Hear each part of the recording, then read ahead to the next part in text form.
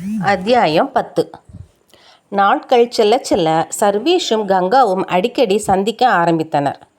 அவர்கள் இருவருக்குமே தங்களுக்குள் புரிந்தது, அவர்கள் ஒருவரை ஒருவர் பார்க்க ஆசைப்படுகின்றனர் என்பது. அன்றைய தினம் சர்வேஷின் பிறந்த நாள். அவன் கங்காவின் ஆஃபீஸ்க்கு ஃபோன் செய்ய கங்கா ஃபோனை எடுத்தாள். ஹலோ, சொல்லுங்கள் சர்வேஷ். இன்றைக்கி ஈவினிங் மெரினா பீச் பக்கத்தில் ஒரு பெரிய ஹோட்டல் இருக்குது. நான் ட்ரீட் வைக்க போகிறேன் கங்கா. ஹோட்டலா? என்ன ஹோட்டல்? எதுக்கு ட்ரீட்டு? இன்றைக்கி என் birthday. Oh wow, happy birthday Sarvesh. Thank you. ட்ரீட்க்கு வர முடியுமா? கண்டிப்பாக வரேன். ஓகே, நான் ஈவினிங் வெயிட் பண்ணுறேன் என்றவன் ஃபோனை வைத்துவிட தனது தலையில் அடித்து கொண்டாள் கங்கா. என்னடி கங்கா, அவன் பர்த்டே கூட தெரியாமல் இருந்திருக்க. முதல்லையே தெரிஞ்சிருந்தா ஏதாவது நல்ல கிஃப்ட் வாங்கியிருக்கலாமே. இப்போ என்ன பண்ணுறது என்று தனக்குத்தானே பேசிக்கொண்டு தன்னைத்தானே நொந்து கொண்டாள். சரி, இப்போ என்ன பண்ணுறது? கண்டிப்பாக ஒரு நல்ல கிஃப்ட் வாங்கி ஆகணும் என்று யோசித்தாள். பிறகு அன்றைய தினம் மதியம் விடுப்பு எடுத்து வீட்டிற்கு சென்றாள். மாலை நேரம் ஆனது. சர்வேஷ் அவளது ஆஃபீஸிற்கு ஃபோன் செய்ய, ஹலோ, கங்கா இருக்காங்களா? கங்கா அவங்க மதியமே வீட்டுக்கு போயிட்டாங்களே சார். அப்படியா, சரி, தேங்க்ஸ் மேடம் என்றவன் ஃபோனை வைத்து விட்டான். வீட்டிற்கு சென்று விட்டாளா? அதற்குள் எதற்காக வீட்டிற்கு சென்றாள் என்று நினைத்து கொண்டே தனது பைக்கை எடுத்துக்கொண்டு கங்காவின் வீட்டிற்கு சென்றான். இன்று சர்வேஷின் கையில் மிகப்பெரிய ஃபோன் இருந்தது. கங்காவின் வீட்டிற்கு செல்ல அவளது வீடு முதல் தளத்தில் இருந்தது. விறுவிறுவென்று படிகள் ஏறியவன் முதல் தளத்தில் முன்னால் இருந்த 2 வீடுகளை தாண்டி 3வது வீட்டிற்கு சென்று அந்த வீட்டின் கதவை தட்டினான். வீட்டு வாசலின் அருகில் பால்கனி இருந்தது. ஆனால் அது மிகவும் குறுகிய பால்கனியாக இருந்தது.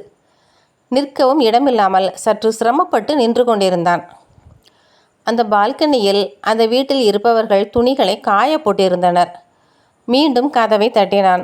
உள்ளே இருந்து கங்காவின் குரல் மட்டுமே கேட்டது. யாரது? இதோ வரேன். கங்கா, நான் சர்வேஷ். இதோ வரேன் சர்வேஷ் என்றவள் வேகமாக வந்து கதவை திறந்தாள். வாசலில் நின்று கொண்டிருந்தான் சர்வேஷ்.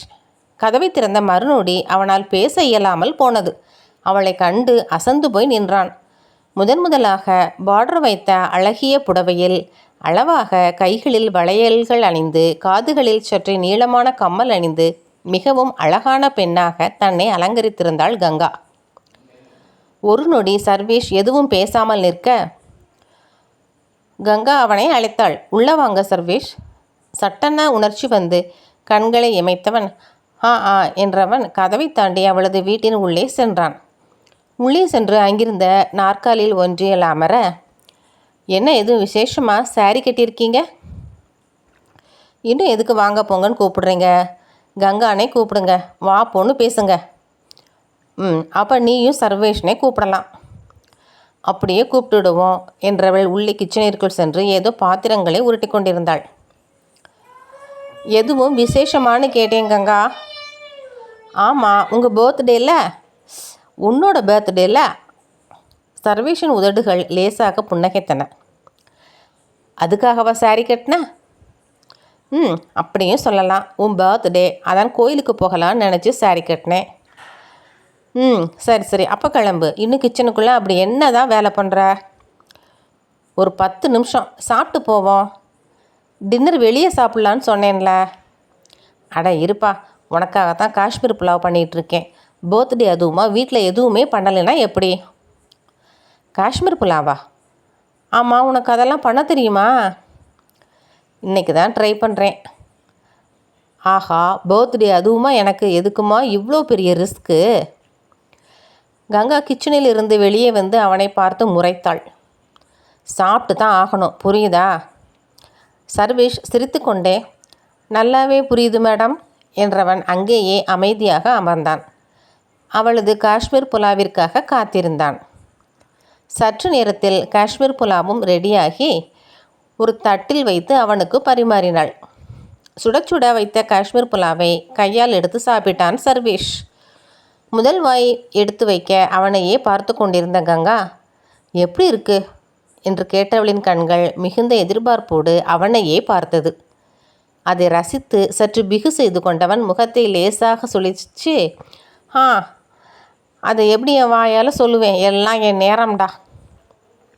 ஏன் நல்லா இல்லையா என்று ஏக்கத்துடன் கேட்டாள் கங்கா. அவளும் அதிலிருந்து ஒரு வாய் எடுத்து வைத்தாள். உண்மையில் அது மிகவும் சுவையாகவே இருந்தது. நல்லா தானே இருக்கு. நான் நல்லா இல்லைன்னு சொல்லவே இல்லையே. அதுக்கு எதுக்கு மூஞ்சியை சுருக்குன? சும்மா உங்ககிட்ட விளையாட. உண்மையிலேயே சூப்பராக இருக்குது. சரி, நீயும் சாப்பிடு. என்றவள் அவளும் ஒரு தட்டில் வைத்து சாப்பிட்டாள்.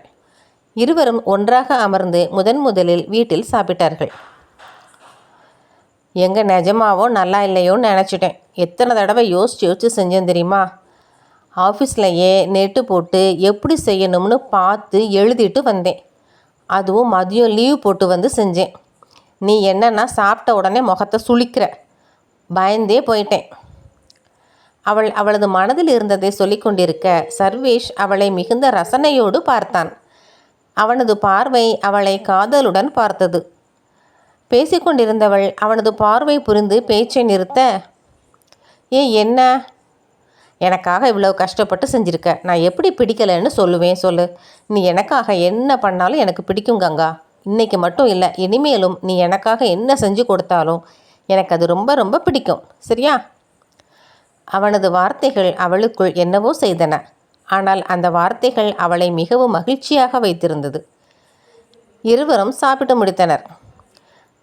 சரி, கிளம்பலாமா? எங்கேயாவது வெளியே போயிட்டு வரலாம். சரி, ஓகே, வா போகலாம். சர்வேஷ் கங்கா இருவரும் கிளம்ப முதல் முறையாக சர்வேஷின் பைக்கில் பின்புறத்தில் அமர்ந்தாள் கங்கா. அவளுக்கு சற்று தயக்கமாக இருந்தாலும் அந்த தயக்கத்தை வெளியில் காட்டாமல் அவனது பின்னால் அமர்ந்தாள். அவள் அமர்ந்தவுடன் சர்வேஷின் மனமும் மிகுந்த மகிழ்ச்சி அடைந்தது. அவனது பைக் சென்னை மெரினா பீச்சை நோக்கி செல்ல இருவரின் மனமும் காதலில் நிறைந்து பட்டாம்பூச்சியாக பறந்து கொண்டிருந்தது. எங்களது சேனலை லைக் பண்ணுங்கள், ஷேர் பண்ணுங்கள், சப்ஸ்கிரைப் பண்ணுங்கள்.